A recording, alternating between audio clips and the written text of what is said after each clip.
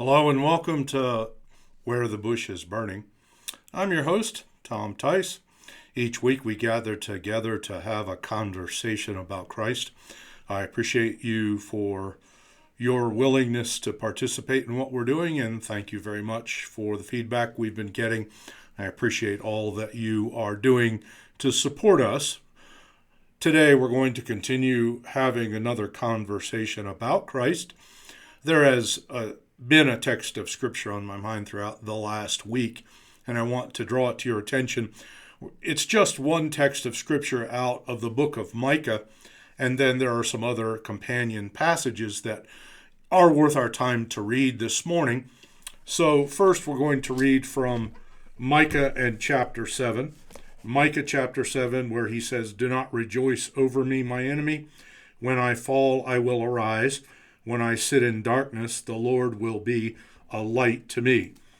When I sit in darkness, the Lord will be a light to me. That's the one part of that text particularly that I want you to remember. We're going to look over into the Gospel of John, and there we read beginning in verse 6, "There was a man sent from God whose name was John. This man came for a witness to bear witness of the light, that all through him might believe. He was not that light, but was sent to bear witness of that light. That was the true light, which gives light to every man coming into the world. He was in the world, and the world was made through him, and the world did not know him." So that's John chapter 1, verses 6 through 10. Then we're going to turn over to John chapter 8, and then we see these words. "She said, 'No one, Lord.' And Jesus said to her, 'Neither do I condemn you. Go and sin no more.' Then Jesus spoke to them again, saying, 'I am the light of the world. He who follows me shall not walk in darkness, but shall have the light of life.'" So those three passages taken together, one of which is out of the Old Testament. "Rejoice not against me, O mine enemy. When I fall, I shall arise. When I sit in darkness, the Lord shall be a light unto me." That's the King James version of that particular verse. So let's start with sitting in the darkness. "When I sit in darkness, the Lord shall be a light to me." Something you and I have to understand about life is that life is going to have its periods of darkness. We all are in the darkness from time to time. We may pass through it, yea, though I pass through the valley of the shadow of death, that darkness that comes in that particular situation. Or whether we sit in darkness, and we may sit in darkness for various reasons over the course of our lifetime.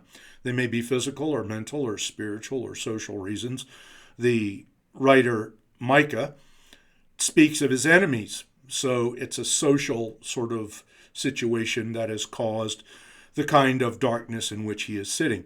And also it could be a matter of personal failure. That could be spiritual failure, moral failure, something of that nature. When I fall, I shall arise. So those are two possible sources of why anybody might sit in darkness. And when we talk about sitting in darkness, we have to understand how thoroughgoing that can be and how hard that can be. It can be for various reasons. It may not be because of anything we ourselves have done. Job sat in darkness. It was not because he had offended God. It was not because he had done evil. It was rather because he had been faithful, and that faithfulness had set him up as a target, and Satan was permitted to afflict him. But he sat in darkness, and he sat in darkness for a very long time. Much of that was physical, some of it was mental, some of it was spiritual, some of it was social. He lost his children, lost his status in the community, lost all his wealth, his financial security, lost the support of his friends, and was accused of having done wrong. You see, all of these things contributed to Job sitting in darkness. David sat in darkness on various occasions. When he was in the cave of Adullam, when he was being pursued by Saul, when he sinned with Bathsheba, and we find that great psalm of confession where he speaks to the Lord about his failures. So there are a number of reasons any of us may sit in darkness, and there may be one single source of that darkness, or that feeling of sitting in darkness. There may be multiple reasons why we at any given point in time are sitting in darkness. And it may not be because we have fallen. It may be because of our enemies. It may be because of any other number of things. It could be physical affliction that causes us to sit in darkness. And so when we sit in darkness, what is our hope? Here's what our hope is not. Our hope is not that we're going to be able to pull ourselves up by our own bootstraps. Our hope is not in, well, I just need to be more joyful, or I need to be more thankful. Or a lot of times you hear in religious circles people who have, unfortunately or unpleasantly, a Christless, man-centered, guilt-oriented religion. They always put it back on you. They always put it back on you, what you have done, what you are doing, and this is exactly what Job's friends did. They put it back on Job. And very often in religious circles, because much of religion is used for control and manipulation, unpleasantly, there are people who always put it back on that person. And, well, it's your fault. It's you. It's something you've done. God is doing this to you because of some error or failure. That may not at all be the case. However, people will very often do that because it enables them to have more control over the individual and to manipulate them and to use them in many respects. In many religious contexts, people are simply a consumable. So this is different from that, in that the writer of the book of Micah says, "When I sit in darkness, the Lord, Jehovah, shall be a light unto me." Now, having said that, let's go over to those New Testament passages.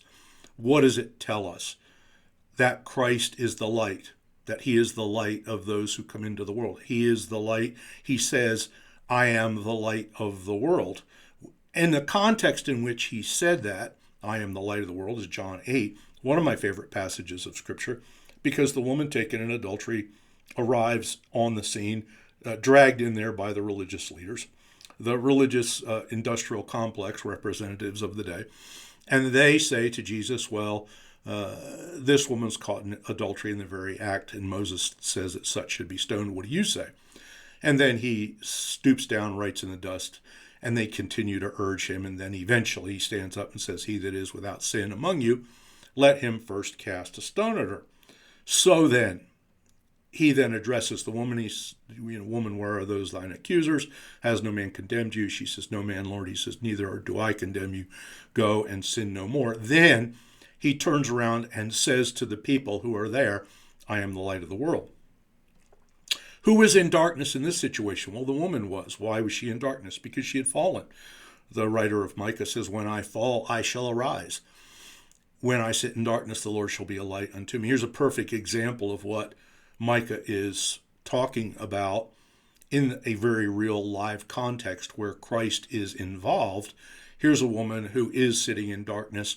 She is sitting in darkness socially. She's sitting in darkness physically. She's sitting in darkness spiritually. She's sitting in darkness for these reasons, and they were, in this particular case, partly her own fault.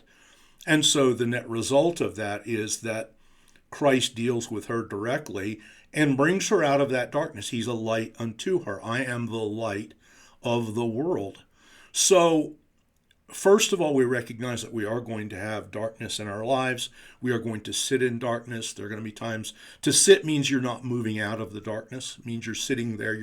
You're there for a time, however long that happens to be. And it can be for all the various reasons that I cited. It can be for more different reasons than I cited in the earlier portion of what I had to say. However, here's the answer. Christ is the answer. Christ is the light.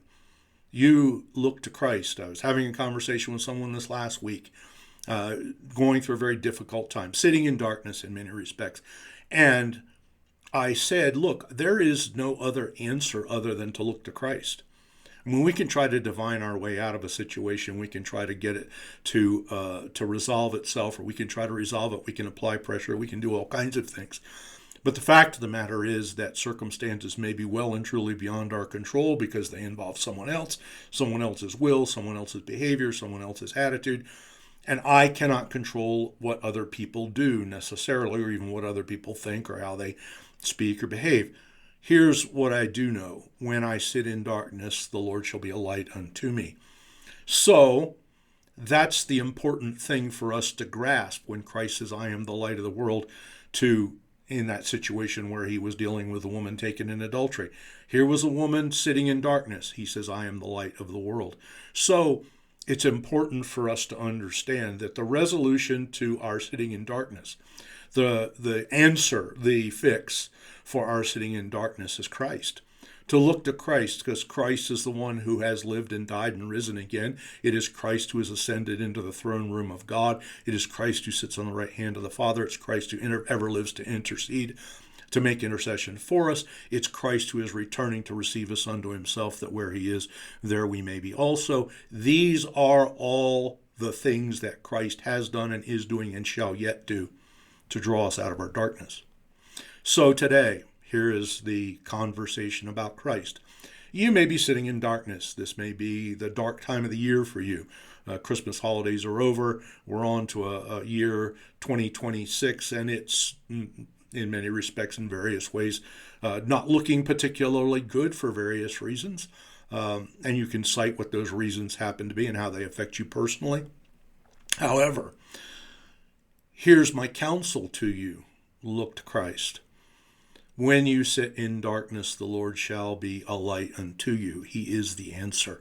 He is the individual who can do for you what you can never do for yourself, what no one else can do for you. Christ is the answer. So today, I encourage you to look to Christ. That is the importance of this particular message, because you may sit in darkness today. If you don't sit in darkness today, you may be sitting in darkness tomorrow or next week or next month or sometime in the rest of this year. You may sit in darkness, and you may sit in darkness for a very long time. But the light in your darkness is Christ. Christ is the light of the world. Christ is the one who has been manifested as the light, and he is the one who brings us out of our darkness and who sheds light upon our darkness. What is really darkness? I've thought about this quite a lot over the years. Darkness is the absence of light, just as cold is the absence of heat, and evil is the absence of good. So darkness is the absence of light. When the light comes in, the darkness of necessity must flee. And so when you look at yourself sitting in darkness, what do you need? Well, you need light. Who can provide that light? Who is that light? Well, it's Christ. Christ is the light of the world, and Christ lights everyone who comes into the world. Christ is the light of men. And when we fall, we shall arise. When our enemies are against us, as they were against the woman taken in adultery, when we have fallen by our own hand and failed, Christ is our light. Christ is the one who sheds light on our darkness, who is a light unto us in our darkness. So today, that's our conversation about Christ. And I want to speak this to you to encourage you. Perhaps you are sitting in darkness today, and you say, what am I going to do? What am I going to do? Shall I end my life? Shall I go off the rails, do something completely out of character? What shall I do? How shall I manage? And you're perplexed, you are upset, you are concerned, you are in misery, you are sitting in darkness. Christ is the light. Look to Christ. Christ will resolve your issues. Christ will deal with your problems. Christ is the one who can give you hope when no one else can give you hope. So that's our conversation about Christ today. I hope that it's useful to you. I hope that you find that it does you good for Jesus' sake. If you would like to like and subscribe, that would be something that we would appreciate entirely. If you'd like our devotional, you may find it at hopeharbor.church, all one word, Hope Harbor, then dot, then church. So you may find the devotional there. Also, you may find the devotional on Substack, and this video will appear on Substack as well. So by all means, if you can, you find these things useful, by all means, use them to your best benefit. We also put up an audio message on a Sunday at hopeharbor.church as well. And we want you to take advantage of these things, and we want to do you good for Jesus' sake. So that's our conversation about Christ. Join us again today. Join us again in some future day. Thank you for joining us today. We appreciate you very much, and we trust that the Lord will continue to be your light in your darkness, and you will look to Christ and find that he will lighten your way, and that he will do you good, for he ever loves to do good to his people. He is the light of the world.